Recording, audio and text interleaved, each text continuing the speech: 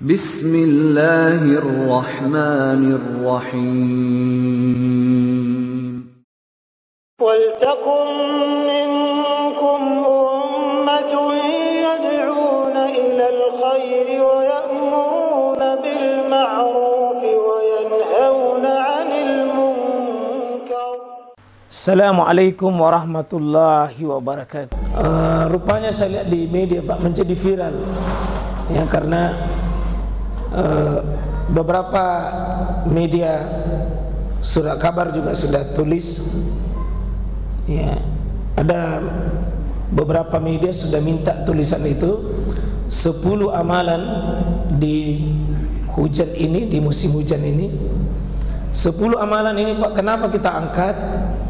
Karena 4 bulan 5 bulan kita menderita kalau Bapak tidak amalkan ini. Yang kedua, kita akan sengsara, kita akan kehilangan amalan-amalan di musim hujan ini. Ya, saya ingin bapak-bapak sekalian, ya kalau kita amalkan ini Pak, kita akan tenang dengan hujan, bersahabat dengan hujan, merasa tenang dengan hujan. Ya, karena hujan ini apa? Walladzi ja'ala lakumul arda. Dialah Allah menciptakan bumi, menciptakan langitnya, dan juga sekaligus menurunkan air dari langit sebagai hujannya. Ya. Salah satu yang Allah sebutkan ini perbuatan tidak ada makhluk bisa lakukan, Mbak. Tidak ada makhluk bisa lakukan. Apa itu? Menurunkan air dengan hujan dari langit. Ya, orang bisa bikin hujan buatan, tapi tidak sama, tidak akan sedahsyat buatan Allah Subhanahu wa taala. Coba-coba banyak kalau biasa Bapak berjalan lalu kena ke air hujan, ya, Bapak bilang, ya, kerasnya busi hujannya, besarnya hujannya, ini masih syukur Pak. Ini kecil sekali itu Allah keluarkan. Coba bayangkan kalau Allah tidak atur begitu Pak, kalau semacam Pak Jagur Allah nak kasih keluar itu, ya, kalau semacam air itu dari atas kayak batu langsung nak kena kepala tak, kena pipi, kena hidung, apa tidak bonyok-bonyok selama musim hujan. Jadi Bapak kena butiran kecil itu, alhamdulillah. Dan sebenarnya Pak, Allah bisa saja bikin air dari langit ini yang menggunung, lalu satu kali nak tumpahkan Pak, kayak gunung itu dari atas. Kalau Bapak naik pesawat, dilihat itu Pak, awang di atas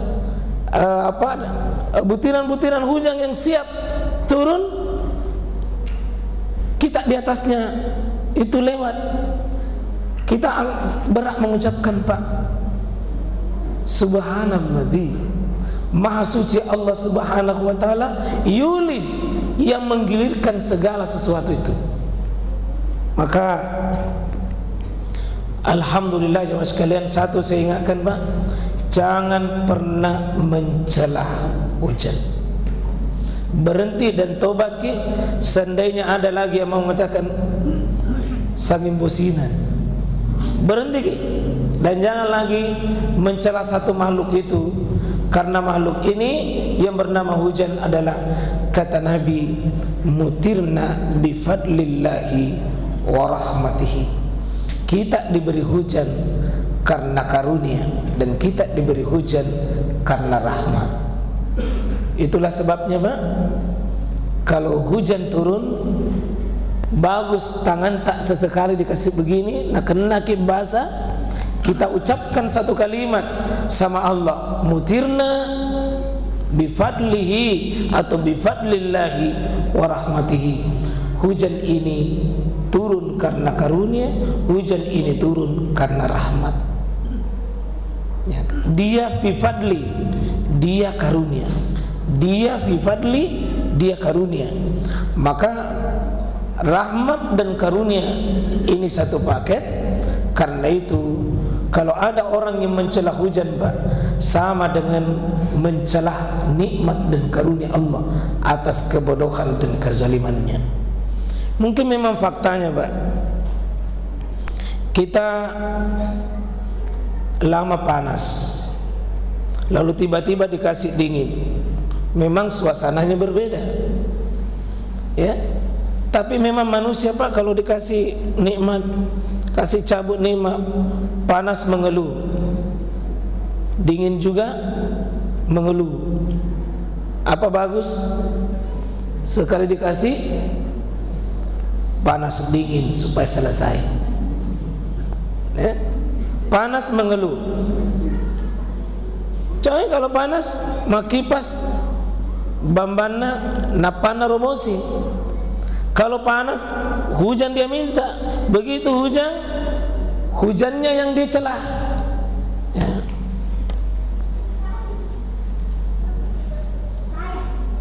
Yang materi apa kita? Yang coba dibuka di sini, Pak. Bukan ini, nak. Ya.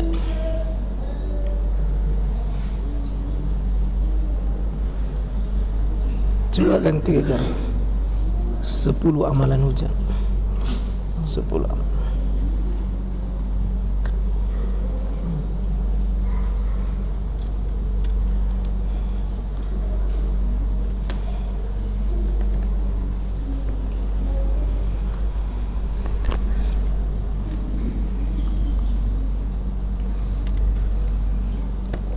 Kita menata hati kita, Pak, di sini. Yang pertama, ya, mana? Coba sebar, Pak.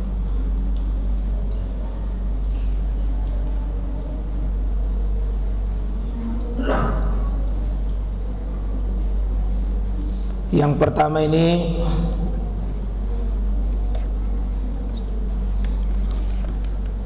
sandarkan hujan itu sama Allah.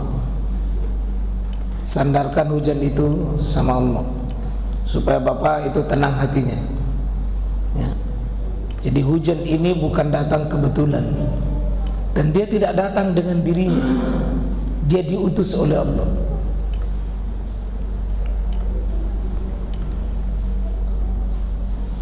Karena itu ada kata wa anzal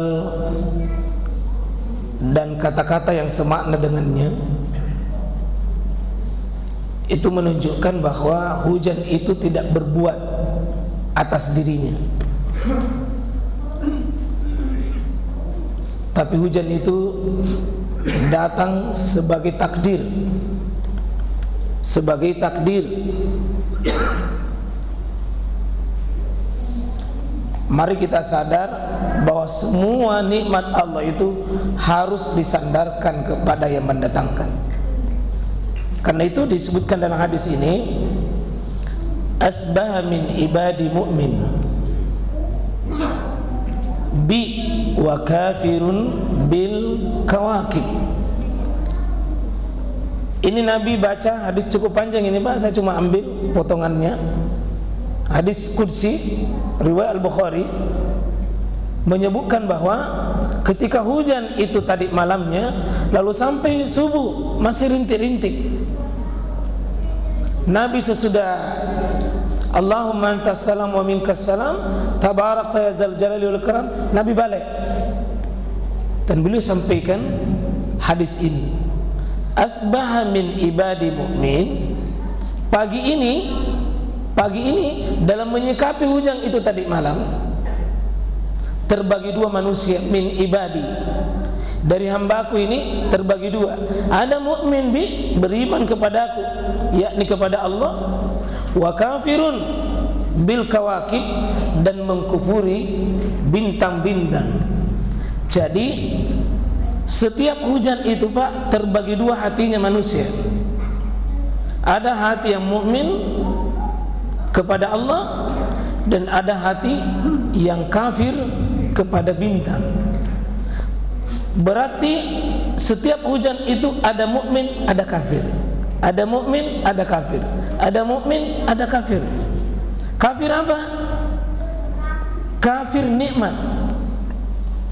Siapa yang melihat hujan ini, kata Nabi SAW, fa'amman qal, siapa yang mengatakan mutirna bifadlillah wa rahmati, kalau ada orang keyakinannya, hatinya berkata hujan ini datang karena rahmat Allah dan karunia-Nya, fahuwa mu'min bi, itu beriman sama saya. Wa kafirun al-kawakib, dan dia mengkafiri itu bintang. Tapi wa amma man qal mutirna, siapa yang mengatakan bahwa hujan ini turun binau kaza wa kaza, bintang ini, musim ini, fahuwa mu'min al-kawakib wa kafirun bi, dia telah beriman sama bintangnya dan dia sudah mengkufuri diriku. Kufur apa namanya, Pak? Kufur nikmat, karena menyandarkan nikmat itu bukan kepada Allah. Itu namanya kufur, Pak. Ada kufur nikmat, ada kufur namanya bitta'ah, ada kufur, Pak, karena ketaatan, ada kufur karena mengingkari salah satu nikmat Allah. Hujan ini nikmat Allah, maka rasakan bahwa itu dari Allah Subhanahu wa taala. Jadi hati-hati, Pak, hujan ini jangan-jangan merusak akidah kita. Jangan-jangan merusak akidah kita. Ya. Dengan melihat hujan hanya secara sunnah alam, tapi bukan sunnatullah.